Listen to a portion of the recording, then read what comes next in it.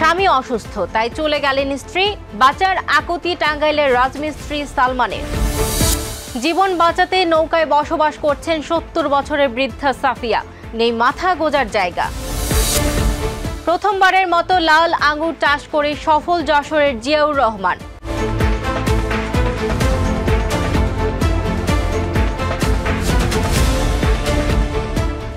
দর্শক, আমন্ত্রণ মাই টিভি গ্রামীণ নিউজে। এতক্ষণ দেখছিলেন শিরোনাম, সাথে আছি আমি সওদা ইসলাম বর্ষা। শাইনি চুলে এখন হবে সব হেয়ারস্টাইল। সিল্কোর দ্বিগুণ শাইনি চুল প্রতিদিন। রাজমিস্ত্রির কাজ করতে গিয়ে দুর্ঘটনায় মেরুদণ্ড ভেঙে সম্পূর্ণ পক্ষাঘাতগ্রস্ত হন টাঙ্গাইলের ঘাটাইল উপজেলার ২৪ বছরের যুবক সালমান। বর্তমানে তিনি বিছানায় শুয়ে জীবন কাটাচ্ছেন। চলাফেরা তো দূরের কথা, নিজের যত্ন নেওয়ার সামর্থ্যও নেই। অভাবের সংসারে বেড়ে ওঠা সালমানের জীবিকা ছিল তার পরিশ্রম। কিন্তু দুর্ঘটনার পর করুণ অবস্থায় শিশু সন্তান সহ স্ত্রীও তাকে ছেড়ে চলে যায়। নিদারুণ এই যন্ত্রণায় এখনও চলছে তার বেঁচে থাকার লড়াই। বিস্তারিত রিপোর্টে।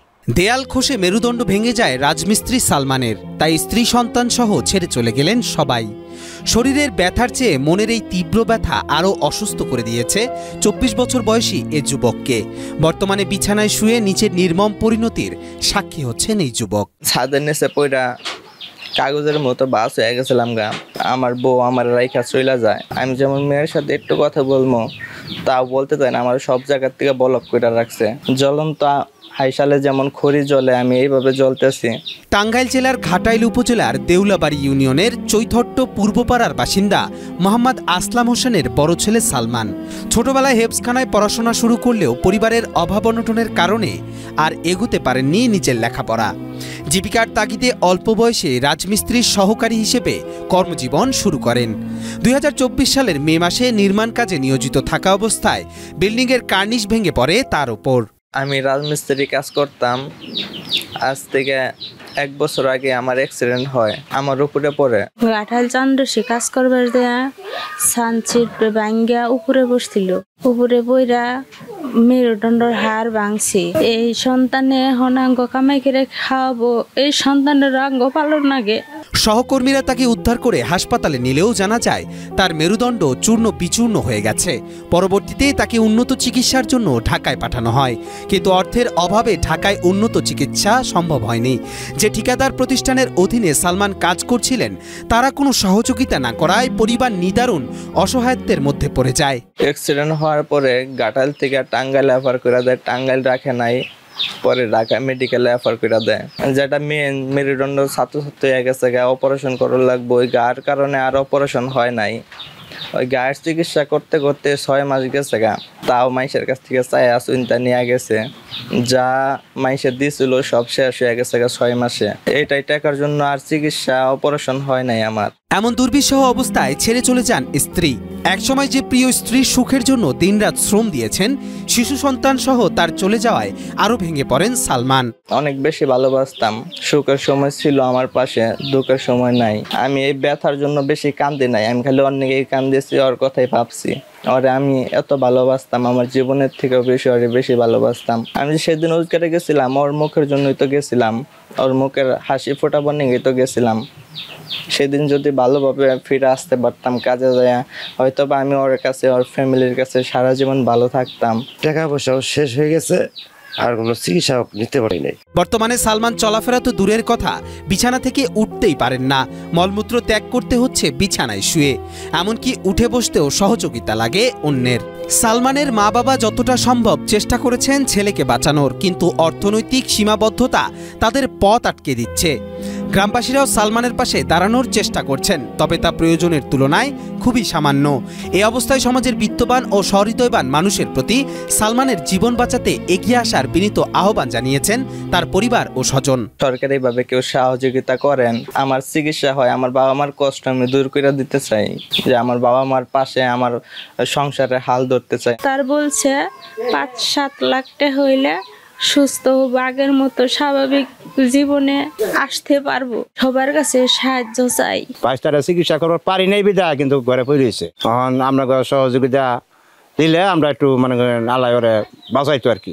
আসুন সকলে সাহায্যের হাত বাড়িয়ে দেই। একটি জীবন হয়তো আপনার আমার সাহায্যে নতুন আশার আলো দেখতে পারে, ফিরে পেতে পারে সুস্থ জীবন। মাথা গোজার মতো কোনো বাড়ি না থাকায় বাধ্য হয়ে নৌকায় বাস করেন ৭০ বছরের বৃদ্ধা সাফিয়া। প্রতিদিনই এভাবে নদীর ঢেউয়ের সাথে লড়াই করেই চলছে তার জীবনযুদ্ধ। জানেন না মৃত্যুর পর তার দেহ কোথায় সমাহিত করা হবে। স্বামীকে বহু বছর আগে হারালেও এখনও ছেলেমেয়ে ও নাতি নাতনিদের নিয়ে নদীর মাঝেই কাটছে তার দুর্বিষহ জীবন। শিক্ষার আলো না দেখা সাফিয়া প্রতিদিন মাছ ধরেন, আর সেটাই পরিবারের একমাত্র আয়ের উৎস। চরম প্রতিকূলতার জীবনে একটাই চাওয়া, সরকার বা সমাজের বিত্তবানরা এগিয়ে এসে যেন দেন এক টুকরো জমি ও নিরাপদ ঘর। বিস্তারিত রিপোর্টে। জীবন বাঁচাতে ঢেউয়ের সাথে লড়াই করে নৌকায় বাস করেন ৭০ বছরের বৃদ্ধা সাফিয়া। যেখানে নদীর উথাল পাথাল ঢেউ, সেখানেই জীবন বাঁচাতে বৈঠা হাতে মরিয়া এই বৃদ্ধা। মাথা গোজার মতো নেই কোনো ঠাঁই, জানেন না মৃত্যুর পরে কোথায় ঠাঁই পাবে তার লাশ। তাই এখন অবধি ঢেউয়ের সাথে লড়াই করে চলছে জীবন। নিয়তির এই নির্মম পরিহাসে বেঁচে থাকা তার কাছে দুর্বিষহ। ৭০ বছর তো আমার জাল ভাই, স্যার আমার স্বামী নাই, কিছু নাই। আমরা যেন কি দরিয়া যেন গাঙ্গে দরিয়া খামু, মরলে আমার কবর দিলে সেই জায়গাটুক নাই, মরলে হালান ছাড়া কোনো কিছুই না। আমরা গাঙ্গে বাসি। ৭০ বছরের সাফিয়া ছোটবেলা থেকেই নদীতে বেড়ে উঠেছেন। নদীতেই তার বিয়ে, নদীতেই সংসার। শিক্ষার আলো কখনো পৌঁছায়নি বলে হয়তো আজও বলতে পারেন না ঠিক কত বছর আগে স্বামী হারিয়েছেন। এখন তিনি থাকেন একটি ছোট্ট নৌকায়। সেই নৌকায় সংসারের কেন্দ্র। মেয়ে, জামাই, নাতি নাতনি সহ একসঙ্গে রোদ বৃষ্টি পেরিয়ে জীবন কাটাচ্ছেন নদীর মাঝেই। রোদে শুকাই, বৃষ্টিতে ভিজি। ৭০ বছর আমরা নদীতে থাই। আমরা তার উপর দিয়া ঘাম বাইয়া পরে, বৃষ্টিতে আবার ভিজি। আমরা ফুলাইন ছালাইন লইয়া। তীব্র দারিদ্রতা আর প্রতিকূলতার মধ্যেও সাফিয়ার মুখে মলিন হয়নি হাসি। কষ্ট যেন তার জীবনের সুখ। প্রতিদিন নদীতে মাছ শিকারে বের হন। যদি কপালে কিছু জোটে, সেগুলো বিক্রি করে কোনো রকমে খাবারের জোগাড় হয়, না হলে না খেয়েই কাটে দিন। সরকারি নিষেধাজ্ঞার কারণে যখন নদীতে অভিযান চলে, তখন মাছ ধরা বন্ধ থাকে। সেই সময় সাফিয়ার পরিবারের উপর নেমে আসে অভাবের কালো ছায়া। জায়গা জমি কিছু নাই, কি করিয়া খামো আমরা? নদীতে থাকি, ফুলাফান লিয়া দুই বেলাও না খাইয়া থাই, এমন সময় আছে। আবার সময় আছে এমন আল্লাহ দিছে, গাঙে মাছ দিলে আল্লাহ দুই বেলা চলাইয়া খাইতে পারি। এতে খাওয়ান্য কোনো ছেলে সন্তানও নাই। এতে নদীর ঠায় নদী চলে, এতে ধর না আল্লাহ দিলে খায়, না দিলে বইয়ে তাই। নদীর বুকে বসবাস করতে করতে তারা উপরের মানুষ, অর্থাৎ স্থলভাগের মানুষকে ভিন্ন এক শ্রেণীর মানুষ ভাবতে শুরু করেছেন। তাদের বিশ্বাস, মাছ ধরার উপর নিষেধাজ্ঞা আসলে তার সুবিধা কেবল উপরের মানুষরাই পায়। সাফিয়া মনে করেন এই নদী হবে তার জীবনের শেষ ঠিকানা। মৃত্যুর পর লাশ ভেসে যাবে জলের স্রোতে, মাটির বুকে পাবে না তার সমাধি। কেউ কিছু আমাকে দেয় না, আমার গরিবের জন্য আমার কোনো মালই দেয় না। টাকা হোক, পয়সা হোক, সব উঠবে আল্লাহ রাখায়। জায়গা জমিন দিলে হেইও পারি না, উঠের মানুষে লইয়া যায় গিয়া। আর মরলেও তো আমরা মাটি দিতে পারি না, ওই দিমুখী হালিয়া নদীতে, এছাড়া কোনো উদ্যান নাই। আমাকে জায়গা কিনিয়ে লইতে হয় জায়গাটুকু। সাফিয়া নিজের জীবনে ভয়াল অভিজ্ঞতা থাকলেও স্বপ্ন দেখেন নাতি নাতনিদের শিক্ষার। স্বপ্ন থাকলেও নৌকার চার দেওয়ালের বাইরে তা পূরণের কোনো সম্ভাবনা নেই। এদিকে রোদ, বৃষ্টি, ঝড়, এমনকি বজ্রপাতের ভয়াল শব্দে তাদের মনে হয় মৃত্যু সন্নিকটে। মা পড়তে পারি না, মা নৌকায় তাই, বাড়ি নেই, ঘর নাই। আমরা নৌকার মধ্যে তাই, তুয়া নিলে আঙন আনি, নৌকার মধ্যে ফাঁদা করে ধরে বয়ে থাই। সাফিয়া সহ তার পরিবারের চাওয়া, সরকার বা সমাজের বিত্তবান কেউ এগিয়ে আসবে, দেবে এক টুকরো জমি, গড়ে দেবে একটি নিরাপদ আশ্রয়। সাহায্য করিয়া আমার কিছু দিতেন, তো আমরা খাইতে পারতাম। জাগো আছে, হ্যাঁ করে দেন, আর আমাগো তো আর দেন না।